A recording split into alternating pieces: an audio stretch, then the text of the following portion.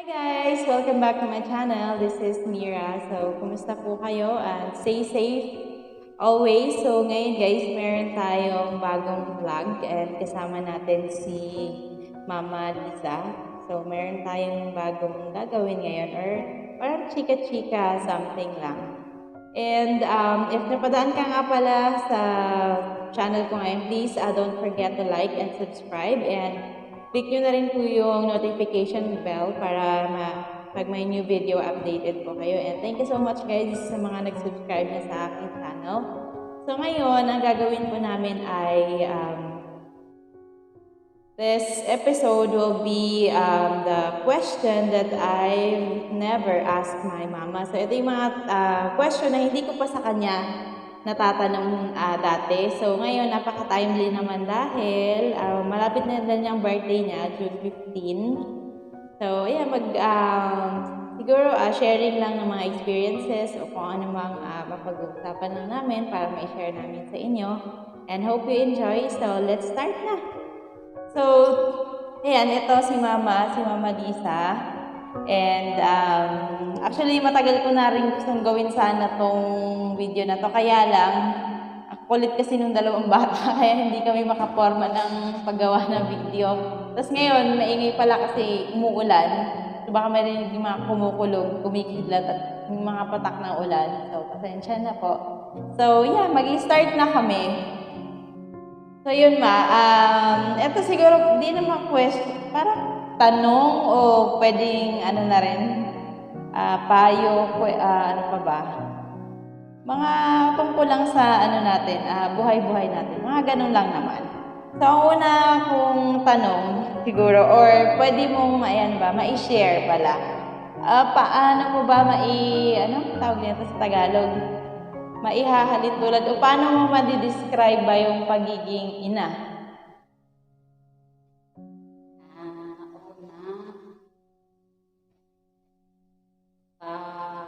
Nanay, alagaan yung mga anak ng maayos.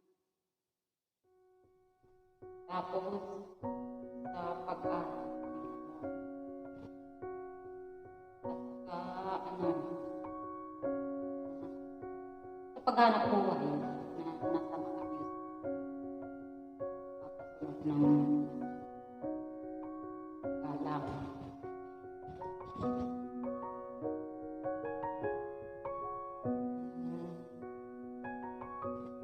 Okay, so ayan pala yung na-share ni Mama tungkol doon. Una pa lang paiyak na. Well, ayan yung mga Ramos o kaya Tanyada family, mga parahilak, iyakin. Parahilak, Bisaya yon or sa Tagalog. Iyakin or ano ba, emotional, madaling Sa umiyak. Sa Bisaya, Emotional, ano ba, mabilis umiyak, basta mga ganun. So, usap pa lang yan na iyak na. Okay, so, ayan. Sana meron din tayong matutunan sa episode naming gagawin ngayon. So, ayan talaga. Plano ko talagang paiyakin si Mama eh. So, ayan. Pasensya na kayo, may iyak talaga. Iyakin talaga to. Baka mamaya ako rin umiyak na rin. Pasensya na. So, ito siguro baka lala ka pang maiyak ba? Siguro more on sa pagiging pagiging nanay, mga itatanong ko siguro tungkol sa pagiging nanay. Pangalawang tanong siguro, kung babalik tayo sa noon, nung 'di ba ako yung unang anak mo, ako yung panganay. Kung babalik tayo sa nakaraan at halimbawa, ngayon is 1 taong gulang pa lang ako, 1 year old, ganyan. Anong kayang wish ba o anong mensahe mo sa akin kung 1 taong gulang na lang ako ngayon? Mensahe. Oo. Sa akin, sana maging mabait. Una. Tapos mapag-aral ko. Kahit hindi mapagtapos. Dahil mahirap pa.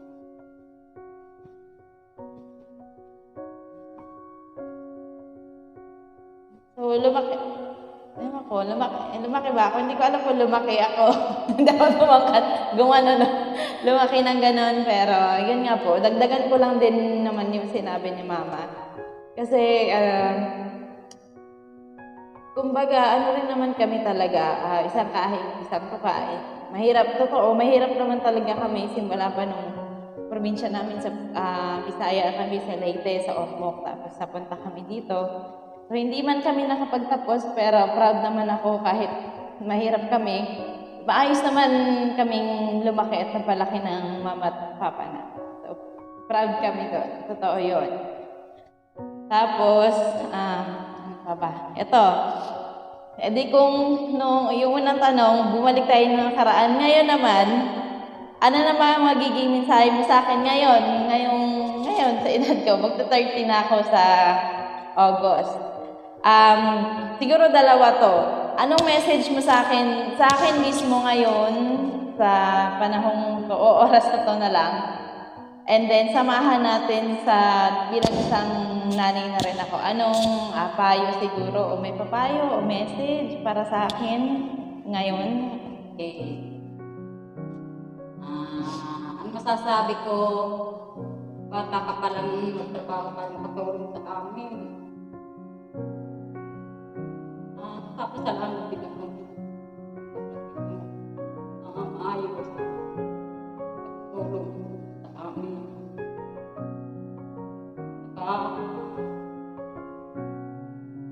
Nagsipag ko magtrabaho. Ngayon na nakabot ngayon. Buhay na. Maraming salamat. Ayan, Ma. Ito naging madrama kasi. Siguro, ang dadagdag ko naman dun sa ni Mama na yon is,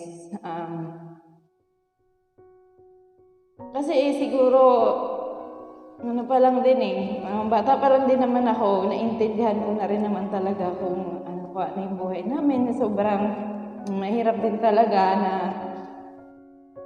Siguro, naalala ko lang nun may share ko lang. Naalala ko lang siguro nun, alam ko gagraduate. Kasi nung pumunta kami dito ng Maynila, papasok ka ng grade 6, lumipat kami dito, June. So, pasukan yun. So, ang nangyari, pagdating namin dito sa nag-aral ako, tapos ang gulo talaga. Kung saan kami napunta, so hanggang sa huminto ako ng grade 6 kasi napunta kami sa ibang lugar, tapos nag-aral ako ulit hanggang sa nakagraduate ako ng elementary. Tapos isang beses, magma-March na nun, nagtatanong na yung mga teacher kung sino yung mag-exam for high school at tinanong rin ni Papa na mag-aral daw ako. Inisip ko naman,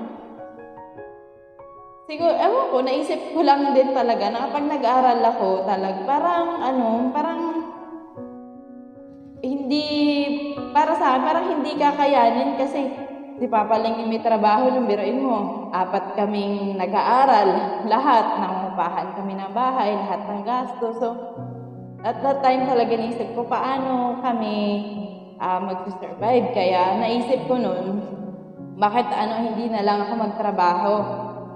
Siguro nag-start ako magtrabaho, I think, mga 14. Kasi gumraduate ako ng grade 6, siguro mga 12 or 13 years old ako.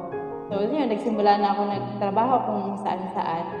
Kaya, siguro, kung sa mga pinagdaanan namin at maraming salamat na rin talaga sa mga tao na kilala ko kasi kung ano man yung meron ako ngayon, hindi naman totally talagang umangat or something, pero malaki nagbago kasi dati hindi ko din naman akalain na makakabili kami ng lupa dito sa Bulacan. Eto paano, may matirahan sila Mama. Yun talaga yung unang purpose ng pagbili ng lupa na to, kung ano yung nabili namin dito sa Bulacan para sila Mama hindi na palipat-lipat kasi naranasan namin yun Yung talagang NPA for no permanent address talaga, as in literal na palipat-lipat kami. Kaya siguro yun yung nag-drive sa akin na kailangan magsikap. Kailangan may goal ka kahit papaano sa buhay. At laking tulong din kung yung mga taong nakakasama mo hindi ka din na down, ini-inspire ka pa nila. Kaya siguro nandito kahit papaano na nagkaroon kami ng ganito, kaya sobrang thankful din ako. At sa pagiging nanay pala, naalala ko kasi noong nanganak na ako, siguro, ewan ko lang kung ako lang yun o lahat ng nanay pag nanganak, siguro naisip ko nung yung nanganak ako, bigla sa akin yung parang paano ba? Parang nag-flashback o yung bumalik yung mga nakaraan. Naalala ko nung bata ako, si mama kasi pumapasok siya dati sa pulilan, naglalabad at nagpa-plancha siya sa mata. Kami, maghapon yun, simula umaga hanggang gabi, namamalancha si mama. Tapos kami, iniisip lang namin na sana umuwi na si mama, hingi kami ng piso parang ay pamili kami ng ice candy, parang ganun lang yung iniisip namin nung mga bata pa kami. So, ganun pala siguro pag nagiging nanay ka, ma-appreciate mo or maintindihan mo rin kung ano yung mga talak ng nanay mo noon na kung siguro kung hindi naging ganun, baka, di ba, baka nagpabaya ka lang din dahil sobrang luwag siguro, pinayagan ka ng ganito. Dadagdag pa daw si mama. Ano ba yung... Ako ang may dadagdag ko sana. Huwag sana tayo mawala sa pagdadasal. Una, nakakatunayan sa sarili ko yan. Dahil nung nasa Bisaya pa kami, sabi ko, kung saan man kami mapunta, sana pa yan. Saka, sabi ko, kahit magtipat-tipat kami na tirahan, sabi ko, makapag-aral man ng kahit high school, awa ng Diyos na ito pa naman. Paano masukan ako ng walang taong Labada, Fransa. Tapos nalipat na naman kami sa bagong baryo sa Ildefonso. Ako kasi may kapansanan sa kikita ninyo sa kamay. Napagsubukan ko na aral na nahigay, nalipat na naman kami ng tirahan. Napakahirap ng buhay, walang trabaho. Sabi ko, kahit kapansanan ako, siguro kaya ko naman manahi. Pinag-aaralan ko hanggat natuto ako manahi. Mga siguro, umabot naman siguro ng 6 na taon ako nananahi. Ang mga anak ko nag-aaral ng first year. Yung 3 kong anak na babae nag-aaral ng third year, may second year, may first year. Hindi ko alam kung anong gagawin dahil pag sabi ko sa may project. May project. Ako. Sabi ko, kung kaya gagawin ko? Sabi ko, hindi naman sapat kung kinikita sa trabaho ko. Tapos yung asawa ko, kunti lang din minsan sa bukid. Sa trabaho sa bukid, 300 isang araw. Yung pagkain pa namin. Yun, sabi ko, Lord, bayan mo na lang kami. Sana makakahon kami. Minsan, sinasabihan pa kami ng mga samahan namin sa trabaho na, ay, kawawa kayo. Kayo lang ikang nakatira dito na walang kapira-pira. Wala ikang tirahan. Kahit saan ika natira. Ihirap pala pag mga dayo. Kung saan lang ika natira. Paano kaya kapag walang bahay kayong naupahan sa kalsada kaya kayo titira? Parang naano lang kami. Tapos yung mga anak ko nag-aaral ng high school, nasabihan na, ay, nagaganda ka ng mga bata, mamasukan lang ng katulong. Mga katulong pala yan, ganyan. Sabi ko, Lord, sana ako, hindi naman habang buhay, siguro yung mga anak ko mga mamasukan ng katulong. Sana ako, kung natatapos lang naman sila ng high school, sana ako makapagtrabaho ng maayos naman lang. Nadadasal ko na kapag-trabaho naman sila. Lalo na dito sa panganay ko na malaki na ito sa amin. Ito, awa ng Diyos. Sinabi niya na, Ma, hanggat, hanggat hindi pa ako nakakabili ng lupa para sa inyo, hindi ako makaasawa. Ito, tinupad niya, hindi ko na kami.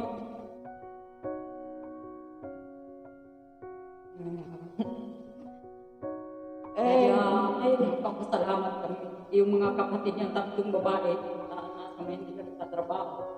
Sabi ko, sana ka ako, hindi maayos din yung trabaho ng tatlo. Eh ako ngayon, walang trabaho dahil mula nung kahit ko ako manahin, nagkaroon ako ng nahihirapan ako sa mata ko. Tapos yung kamay ko, itong kamay ko, may kapansanan niya, isa, hindi ma-ikot na. Kaya kahit saan kami matira, sabi ko, salamat sa Panginoon. Hindi natin nakalimutan tutulungan tayo. totoo yan. Salamat. Oo, maidagdag ko lang. Totoo din yan. Ako, sa totoo, dati, ako talaga, naranasan ko rin yung maraming ng mata, ng ano ba. Minamata kasi dati nagtatrabaho ako ng kasambahay, sa tindahan. Tapos naranasan ko pa noon yung mga kapitbahay. Sa Maynila yun. Lalakad kami, tawag sa akin, Chimi Aa, Katulong. Alam mo yung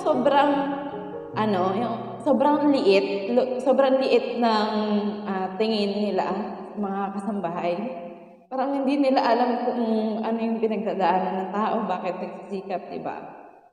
Pero wala namang masama, di ba? Lahat naman tayo nagtatrabaho kasi gusto nating matulungan. Yun lang naman yung goal natin eh. Kasi gaya kami, hindi naman kami pinanganak na mayaman. Hindi naman talaga kami mayaman. Kailangan namin magtrabaho para magkaroon ng pera o kung may gusto man kami gawin, maabot namin. So yan, awa naman ng Diyos. At papaano ngayon, umayos-ayos naman na. Yun, lagi lang magdasal talaga kung may problema kung iyak lang pagkatapos isip kung ano yung dapat gawin. At yun nga, kagaya ng sinabi ko, malaking bagay rin talaga kung sino yung mga taong nakakasama mo. Kasi siguro kung naligaw ka ng landas, kung hindi mo magandang tao yung napuntahan ko, siguro wala rin ako. Kaya malaking pasalamat ko rin sa kanila. Kasi kung hindi rin sa kanila, ang dami nilang naituro, kaya siguro nagpursige rin ako sa buhay. At yun lang, ang pinangarap ko lang din talaga is makabili ng lupa dahil yun, lalo na ang hirap eh, palipat-lipat ka ng bahay, tapos minsan wala kang pambayad, kaya papalayasin ka. Kaya sobrang liit lang ng tingin sa'yo ng mga tao. Pero hindi namin kinakahiya yun. Kami mga kapatid ko, namasukan kami ng katulong.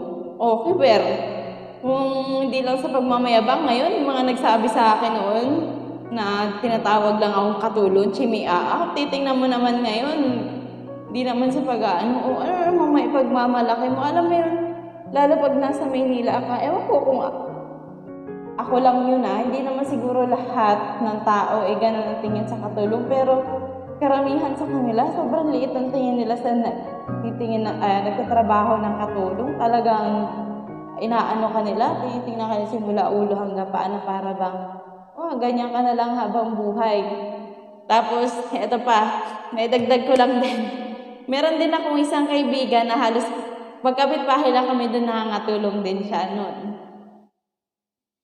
Mas maswerte pa nga ako sa kanya kasi siya physically naranasan niya na physically na abuso, kagaya na sinasaktan o minsan masasama talaga yung pinasukan niya. Tapos ngayon nag-usap kami, looking back, parang sabi ko alam mo dati naglalakad tayo. Tinatawag ko nila tayong Chimi Aa, pero tayo mo ngayon, meron na tayong bahay, diba? Maayos na. Meron na tayo kahit paano. Nasaan yung mga taong nang mata sa atin? Diba? Wala nga silang sariling bahay. Kaya, siguro sa natin, buhay, Ano naman siguro basta ano lang magkaroon ka ng goal kung ano yung gusto mo. Huwag mong hahayaan na kung ano yung sinabi ng tao sa'yo na hanggang dyan ka na lang, yan na lang yun. Hindi. Huwag mong hahayaan na yung pangmamata nila sa'yo yun yung lalo magpapabagsak sa'yo. Instead, gamitin mo yun para yung magpursige ka na, hindi, papatunayan ko na hindi ganito lang at hindi habang buhay ganito. Siguro dumaan tayo sa ganito kasi may purpose. Ayan, ang drama na. Ang drama na nito. Basta, ayun lang. At saka malaking tulong din kami. Sa totoo lang, may share ko sa inyo, kahit mahirap lang kami, hindi namin naranasan sa bahay na nagmumurahan kami magkakapatid, talagang may pagmamalaki ko rin, hindi kami yung sumagot-sagot sa nanay at tatay namin. Ako, hindi namin din naranasan, may pagmamalaki ko talaga yun, hindi namin ginawa yun kahit minsan. Ako may karagdagan pa. Nasubukan ko rin dati nung nananay ako, sinasabihan ako na, ay, ika sabing ganun, wala talaga, kayo lang ang pinakamahirap. Tapos, yun, ganyan. Yun nga, parang maliit ang tingin nila kasi yung mga anak ko hindi nakapag-aral pa ng college. Tapos ako may kapansanan pa, para pag ihinarap sa tao, hindi ka maihaharap kasi, ay may kapansanan naman yan. Kasi dati nung maliit pa ako, ay nasunod kasi yung bahay namin sa Bisaya. Tapos ngayon, nabuhay na ito, tumatakbo ang taon, tumatagal taon, naramdaman nila na may pagkakaiba na noon hanggang ngayon. Sinasabi nila pag nakikita sa akin, ayan, si Lisa, may kapansanan yan. Kaya lang, hanga kami doon kasi masipag yan lahat kahit hindi kaya trabahuin, kaya magtrabaho dahil kahit may kapansanan siya. Sa ngayon, pero noon, kahit may tao man na makita na magbigay sa amin, halimbawa, nagbigay sa amin ng bigas, wala pala kayong bigas, bibigyan ko kayo. Abay, kunikwento sa buong barangay nga, ayan, dati, bibigyan nga lang namin ng bigas siya. Parang ganon. Tapos na yun, ayun, pagkaan, marami sinasabi, ayan, dunya na yan, madam na yan. Sabi ko, Lord. Alam mo yung compliment na may pangmamata. Hindi mo malaman na kung basher ba siya o supporter, kumbaga. Alam mo yung mga ganong tao, no? Bakit na lang hindi tayo maging, maging masaya sa success ng iba? Diba? Instead na, kumbaga, i-bash natin sila, bakit hindi tayo ma-inspire kung ano man yung narating ng ibang tao? Kasi ako ganun Sobrang saya ko pag nakikita ko kahit sinong tao na, ang galing naman, nakaano siya ng ganito, ano kaya ganyan, ang bait. Siguro mabait siyang tao, kaya naabot niya rin to at sa pagsisikap. Minsan nakaka-offend lang yung parang, for example, kagaya namin, nagpapatayo kami ng bahay. Hindi naman namin to napatayo ng isang yung isang ganun lang. Ang tagal na namin itong pinapagawa. Paunti-unti, kulang na nga lang kung kaya ko lang gawin to. Ako lang gagawa mag-isa dahil kung ano lang yung budget namin, di ba? Kung ano lang yung budget namin, yun lang yung pinagkakasya namin at sasabihin na, ano ba yan? Mayabang na, kaysa ganito. Di ba? Sana maisip niya rin, ano kayang pinagdadaanan ng tao na yun, kaya niya narating yun. Diba? So, yan. Think positive na lang, maging maging masaya tayo sa tagumpay ng ibang tao siguro para tayo, yung puso natin maging masaya din at makapag-isip tayo ng magandang paraan para mas maging maayos yung buhay siguro natin. At lagi nating isipin kung ngayon, napagdaanan rin namin yan noon na naranasan pa nga namin, wala talaga kaming makain kasi wala kaming bigas, wala kaming mahiraman, as in. Nung point na yun, down na ako, paano ba? Ganito na lang ba talaga kami? Pero noon, never kong naisip na kahit pa paano, nakabili kami ng lupa, nakapagpagawa kami ng bahay kahit pa paano. Diba? Kaya nga sabi, pagkatapos nga ng bagyo, diba, may liwanag. Pagkatapos naman ng bagyo, o kaya madilim na panahon, diba? dumarating, lumiliwanag, darating rin yung araw. Kaya huwag mo iisipin na hindi magbabago. Posibleng meron, kaya kung ano yung pwede mong gawin mo na at huwag ka sigurong matakot kasi hindi mo malalaman kung ano yung pwedeng mangyari hanggat hindi mo sinusubukan. At lang din, maniwala ka sa sarili mo, kumuha ka ng inspirasyon. Mga magulang mo, kapatid mo, sino man na pwede. At wag lang tayo laging mag-sana all. Kasi wala namang mangyayari yung sana all eh. Kailangan action. Gagawa tayo ng action o kailangan kong gawin to.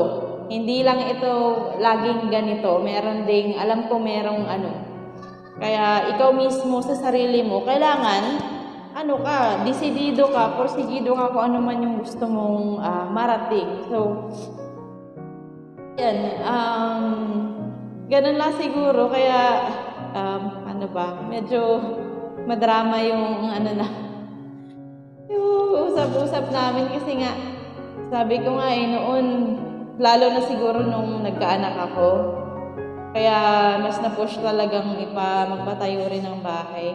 Kasi ang hirap talaga yung nangungupahan, naranasan namin na hindi mo kasundo yung na may-ari ng bahay. Tapos, para alam mo yung ramdam yung hirap na palipat-lipat ka, daladala mo yung gamit mo, daladala yung anak mo, kung ano yung stress mo, madadala na ng anak mo. Kaya thank you Lord, kahit paano ngayon sa pagsisikap ko rin ng asawa ko, tapos yung papa ko, si mama, Diyos ko, sa totoo lang, kami lang nagko-construction sa bahay na to, sa totoo lang. Baka gusto niyo mag-apply dyan.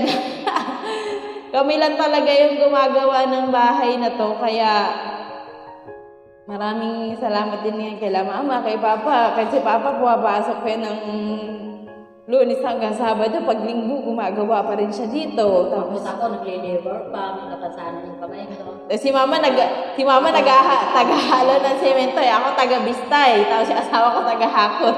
Si papa naman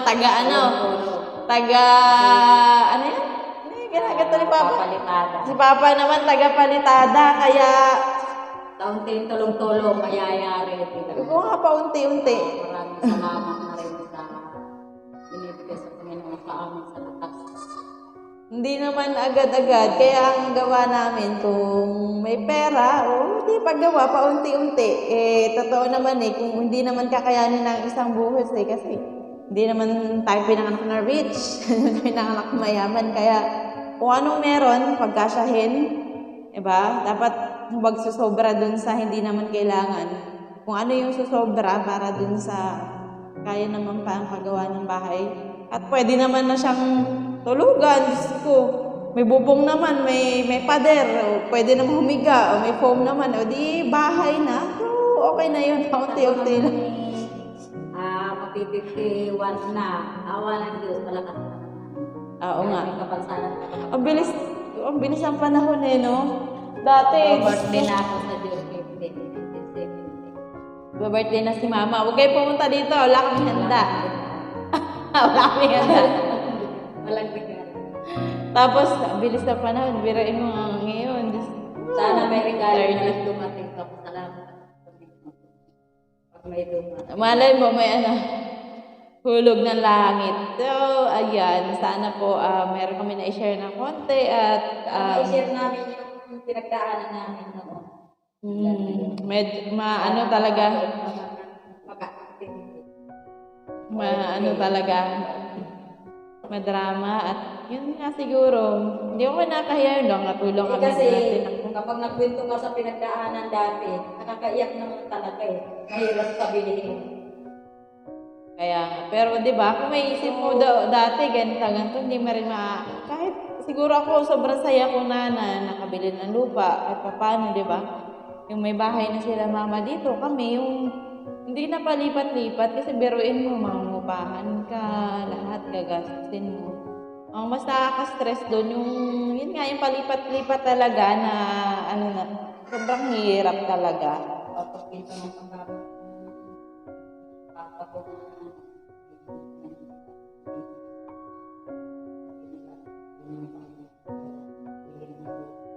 May nakabili kami ng lupa, pinag-ipunan namin ng asawa ko, pinangutang pa namin yun sa bangko para lang mabili tong lupa na to. Diyos ko. Ba't yung mga tao no? Mag-iisip agad sila ng kung ano-ano. Pero mo, mapag-isipan mo ng ganun yung isang tao, imbis na, kuya, galing naman kasi, di ba, nakaano sila, maganda yan para sa kanila, para hindi na sila palipat-lipat. Pero pag-isipan ka pa ng, excuse me, pag-isipan ka pa ng ganung, di ba, parang, anong klaseng tao naman yung mag-iisip ng ganun, di ba? So, na lang tayo, let's, na lang, be happy to anyone else success na lang. Yun, dami na namin chika, imbis na kwento-kwento ko lang kay mama, parang life, mapupunta na tayo sa magpakailan. Pag magpakailan man na tong natin, ma. Sana naman din, tatlo niyang kapatid, may parating naman sana. Siyempre, meron yan, Diyos ko naman. Meron din yan, may kanya-kanya naman tayong path sa buhay. So, basta magsikap lang sila. Alam ko naman na masisikap rin naman sila at mababait na mga dalaga. Hindi na sila bata, dalaga. Sana maging responsible na lang sa lahat ng gagawin sa buhay kasi lahat siguro ng desisyon na gagawin mo, matadala mo yan matadala mo yan habang buhay. Pero syempre, minsan naman nagkakamali, pero kahit anong mangyari, madapa ka man, tayo ka pa rin, mag-isip ka pa rin kung ano yung mas makakabuti para sa'yo. Kasi ikaw rin lang ang magdadala niyan, wala nang iba. Ako ang papasalamat talaga ko na kahit papano sa hirap na inabot namin ay mga bata, ang totoo, high school lang talaga na tapos nila dahil hindi na talaga kaya ng budget namin. Awa ng Diyos, nakakapagtrabaho naman din ng maayos. Kaya napapasalamat talaga ako kahit ganun lang ang inabot nila. May mga pinsan sila na nakatapos ng college ay ngayon walang trabaho. Maswerte ako kahit high school lang tinapos ng anak ko, kaya may trabaho sila. Okay. Ano ba yan? Ang drama natin. Ito na lang, mama. Meron pa akong siguro 2 pa to. Okay, bilang nanay. Ito lang. Ito sa tingin mo lang Sa tingin mo ba sa aming magkakapatid? Sa tingin mo, sino sa amin ang pinakamabait? Hindi ka tinatakot. Hindi ako nalakot. Hindi na namin Hindi ako. Siguro ikaw pa. Depende sa'yo kung paano masasabing mo mabait. Ako sasabi ko, kayong apat, walang sinasabi na siya mabait pa rin. Pero, nagdidepende rin sa ugali. Oo nga. O sige, paano na lang ba? Ganito na lang. Kung i-describe mo ako bilang anak, iyakin, mahiyain, mga ganun. Paano mo ako i-describe bilang anak? I-describe ko sa'yo, una, mahiyain siya, number 1 masipag sa trabaho dahil siya talagang nakatulong sa amin mula nung bata pa lang hanggang ngayon. Pinatunayan naman niya. So, ibig sabihin, kahit mahiyain siya, pinagsikapan niya na marating na ang gusto niya. Mabait naman siya na sunod. Siyempre. Magkatabi tayo. Si Luna, paano describe naman si Luna? Yung pangalawa ko naman ay ang masasabi ko, iyakin siya nung maliit pa, tapos matalino talaga siya mula nung bata pa hanggang lumaki siya naman.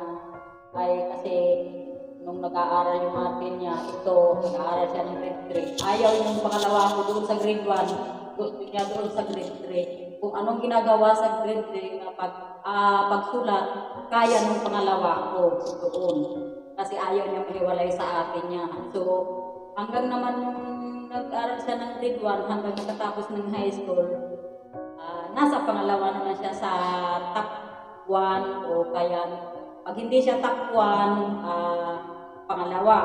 Ganun lang hanggang nakatapos siya ng high school.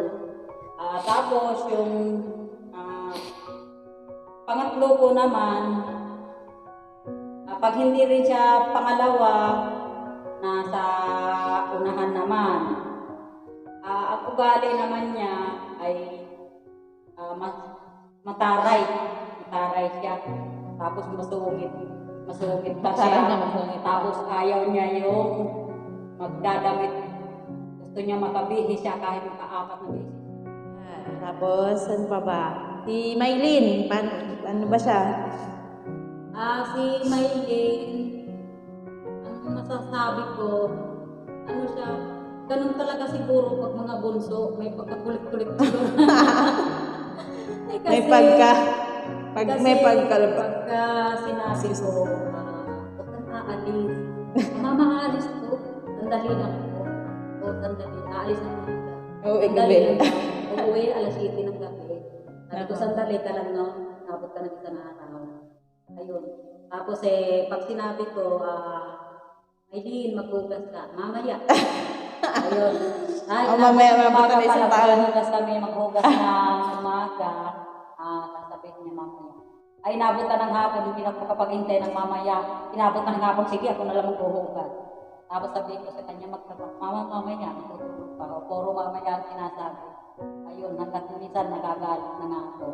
Pero, ayun, noon siguro, nung bata-bata pa, magkaroon naman siya ng edad, ay seryoso naman siya sa pag-aral.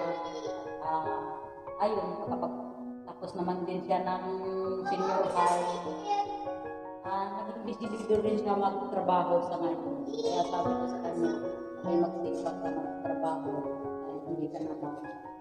Yun na yan yung nakikita ko. Dahil sa kanila naman magkakapatid, wala naman sinasabi kung sino mabait. Lahat naman sila mabait. Sumusunod naman din. Kaya lang, hindi mo masabi na sa kanila magkapatid, isang ugali. Apat sila magkapatid, iba-ibang ugali. Kanya-kanya ugali. Kanya-kanya sila pag-iisip. Kakaiba naman talaga. O sino daw ang pinakamaganda?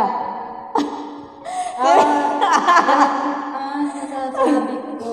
Sabihin ni Inday, ako ang maganda, ako ang maganda. Sabihin ko rin, ako ang maganda. Sabihin Sabi daw ng Panginoon sa Biblia, walang tao na pangit, walang sinasabing maganda.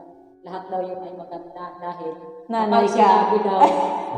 kapag sinabi daw na ay ikaw ay pangit, ang ilong daw sa taas daw nakaharap yung mukha.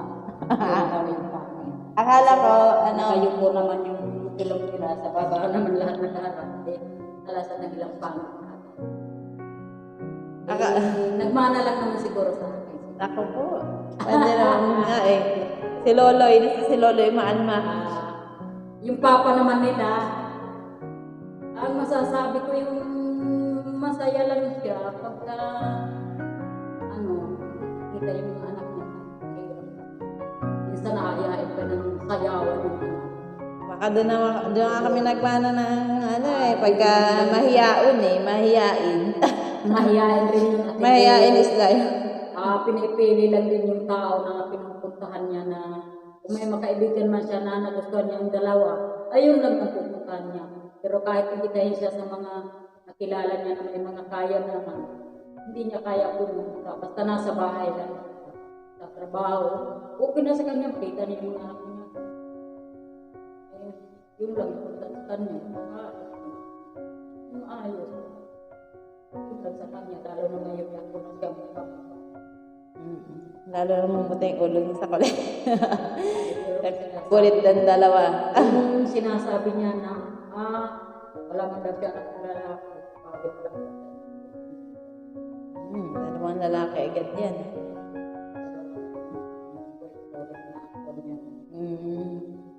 Tapos ano pa ba? Siguro last one na to siguro. Mahaba-haba ng ating video. Ano pa ba? Siguro last na lang to sa edad mo ngayon, ano pa ba yung paano ba masasabi? Pangarap siguro, pangarap mo sa buhay o siguro pangarap sa buhay, siguro para sa mga anak mo, para sa iyo, mga ganun. Sa akin na ngayon, umuwi ka sa pamilya mo.